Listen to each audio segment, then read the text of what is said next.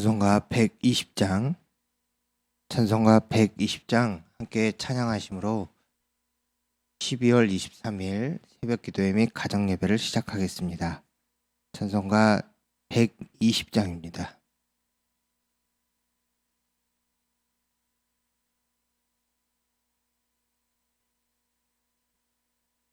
함께 하나님께 찬양 드리시겠습니다. 오 베들레헴 작은 굴 너 잠들었느냐 별들만 높이 빛나고 잠잠히 있으니 저 놀라운 빛이 캄캄한 이 밤에 하늘을 비춘 줄 너 어찌 모르나 온 세상 모든 사람들 잠자는 동안에 평화의 왕이 세상에 탄생하셨도다. 저 새벽 별이 홀로 그 일을 아는 듯 밤새껏 귀한 그 일을 말없이 지켰네. 오 놀라우신 하나님 큰 선물 주시니 주 믿는 사람 마음에 그 은혜 받도다. 이 세상 사람 주 오심 모르나 주 영접하는 사람들 그 맘에 오시네. 오 베들레헴 예수님 내 맘에 오셔서 내 죄를 모두 사고 늘 함께 하소서. 저 천사들의 소식 나 기뻐 들으니 오 임마누엘 예수님 내 맘에 오소서. 아멘. 하나님의 말씀 누가복음 1장 26절에서 38절까지의 말씀입니다. 신약성경 87면에 있는 누가복음 1장 26절에서 38절까지의 말씀입니다.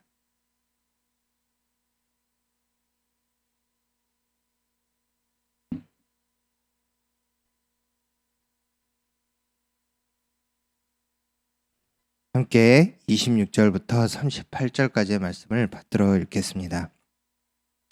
여섯째 달에 천사 가브리엘이 하나님의 보내심을 받아 갈릴리 나사렛이란 동네에 가서 다윗의 자손 요셉이라 하는 사람과 약혼한 처녀에게 이르니 그 처녀의 이름은 마리아라.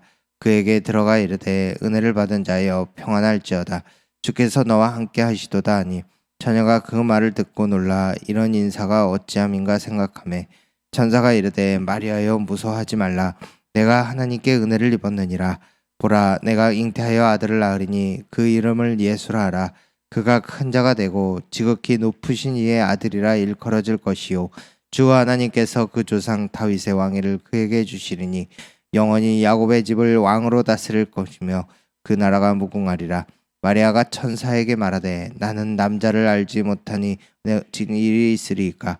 천사가 대답하여 이르되 성령이 내게 임하시고 지극히 높으신 이의 능력이 너를 덮으시리니 이러므로 나실 바 거룩한 이는 하나님의 아들이라 일컬어지리라.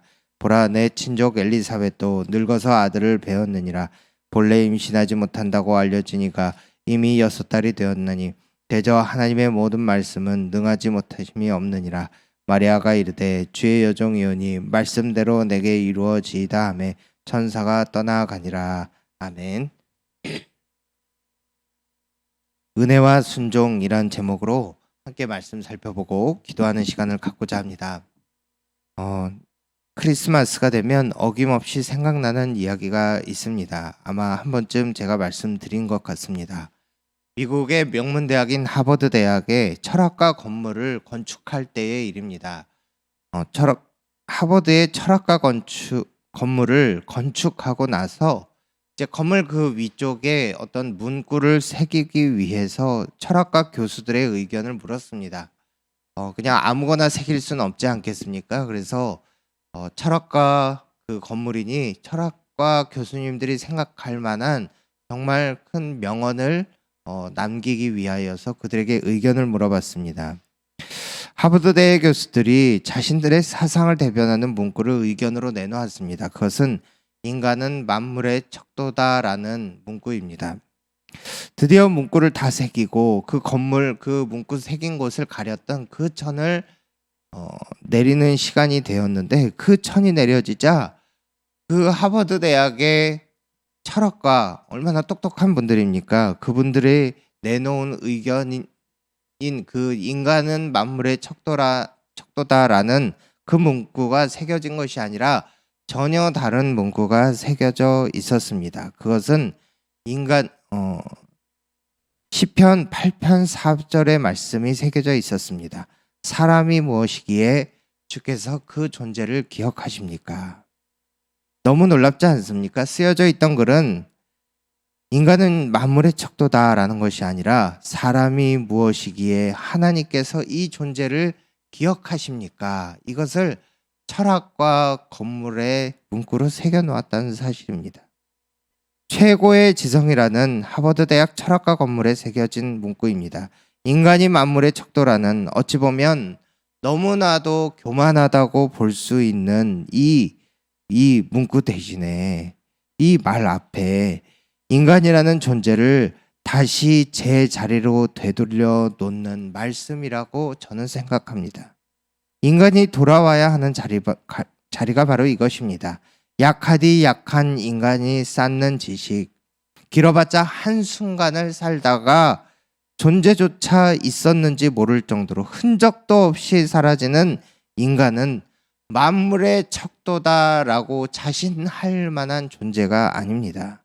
사람이 무엇이기에 주께서 그 존재를 기억하십니까? 이 말씀이 인간 존재를 그대로 보여주는 말씀이라고 생각합니다. 하나님이 기억해 주시지 않으면 정말 흙밖에는 되지 않는 존재입니다. 그 흙이 있는지조차 몰라서 그저 정말 바람처럼 왔다가 바람처럼 갈 수밖에 없는 인간 존재입니다. 인간은 은혜가 없으면 살 수가 없습니다. 은혜가 없으면 존재조차 기억되지 않는 무의미한 생물일 뿐입니다. 오늘 본문은 이 은혜 앞에 한 인간을 보여주고 있습니다. 마리아의 수태고지, 그러니까 천사가 마리아에게 와서 임신할 것을 전해주는 장면입니다. 임신 소식을 알려주는 것이 얼마나 대단한가 싶지만 그 내용을 들어보면 어마어마한 내용을 담고 있습니다. 32절에 뭐라고 나와 있습니까? 그가 큰 자가 되고 지극히 높으신 이의 아들이라 불릴 것이고, 33절 보시면 야곱의 집, 그러니까 그가 온 이스라엘의 영원한 왕이 되고 그 나라가 영원할 것이다 라고 말씀하시는 것입니다. 여러분, 로마 식민지의 보잘것없는 동네의 한 소녀에게 찾아와서 로마 황제의 딸이나 혹은 여왕이나 왕후가 아니라 이름도 모를 어린 소녀에게 찾아와서 그에게 한다는 말이 너에게서 나올 그 아기가 왕이 된다라고 말합니다. 영원한 나라의 지극히 높은 위대한 왕이 될 것이라고 선포합니다. 여러분, 예수님께서 이 땅에 육신의 옷을 입고 오실 것이라는 이 사건은 이 땅에 오신다는 사실만으로도 말할 수 없는 한없는 은혜로서 우리에게 주어지지만, 거기에다가 그냥 오는 것이 아니라 더 낮고 낮은 곳으로 오사 이름도 기억 못할 작고 어린 소녀에게서 태어난다는 사실을 우리에게 보여주고 있습니다. 겸손하되 더 겸손한 자리로, 낮은 곳으로 오시되 더 낮고 더 낮은 자리로 오신다는 사실입니다.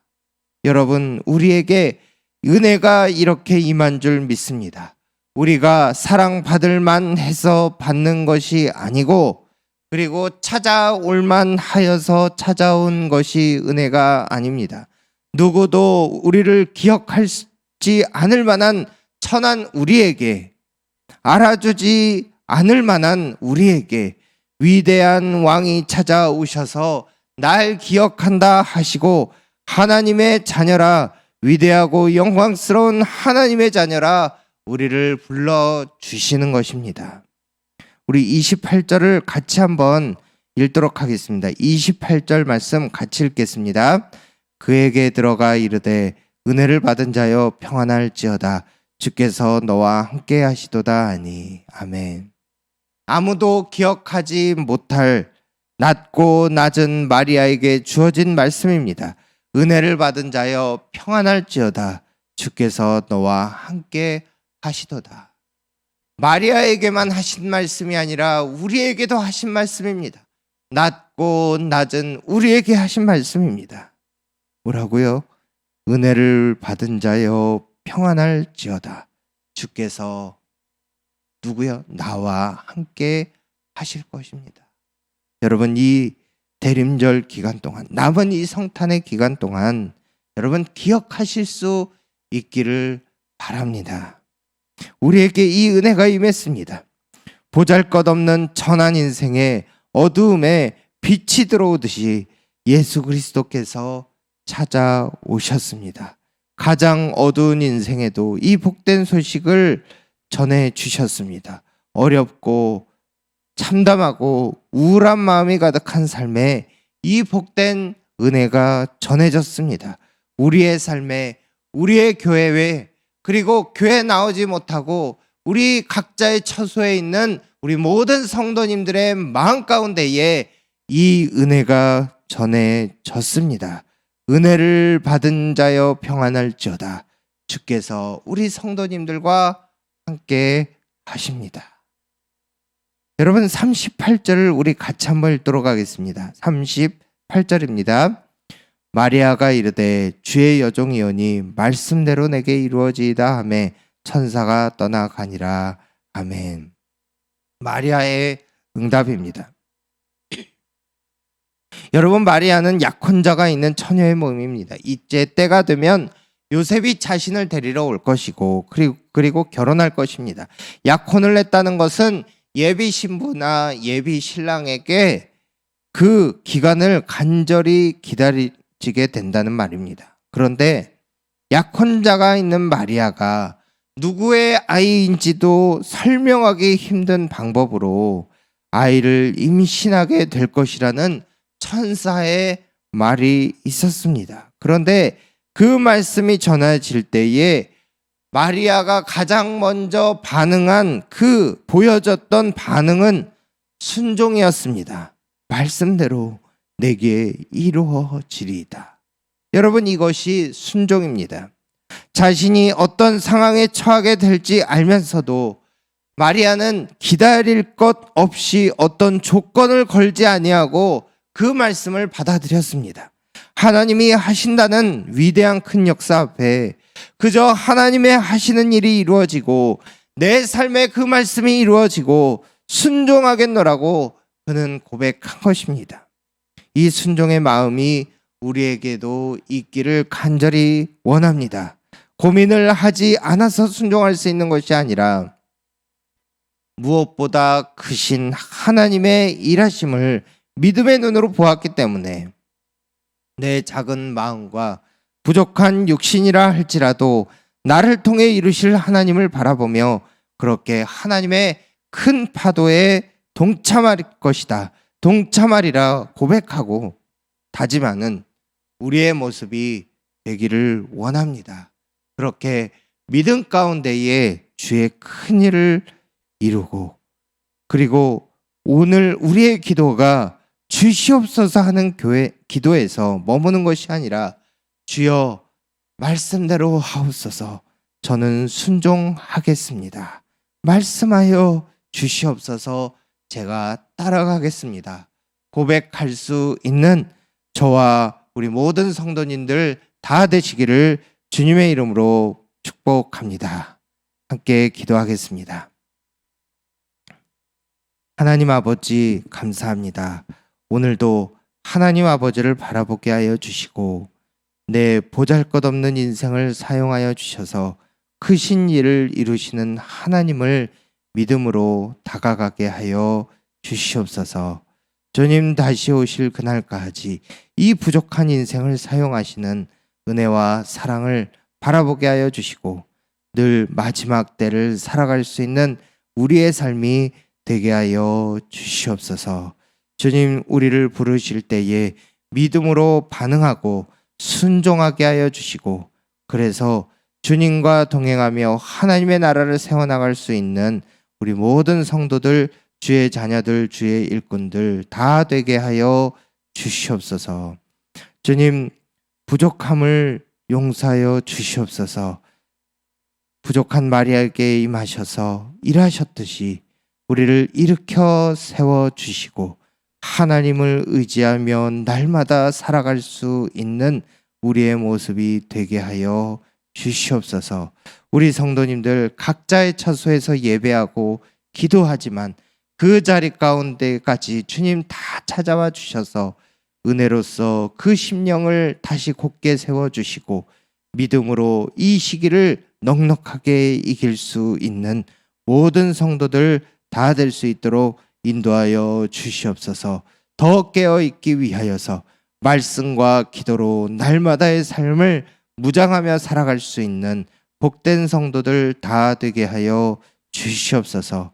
하나님, 이 시간에도 각자의 그 병상의 자리에서 신음하고 있는 모든 환우들과 함께하여 주셔서 그들의 마음 가운데 위로와 용기를 허락하여 주시고 성령께서 충만함을 허락하여 주셔서 하나님, 우리 모든 환우들이 주님을 날마다 더욱더 바라보며 믿음 가운데 승리할 수 있는 우리 복된 성도들 다 될 수 있도록 하나님 인도하여 주시옵소서.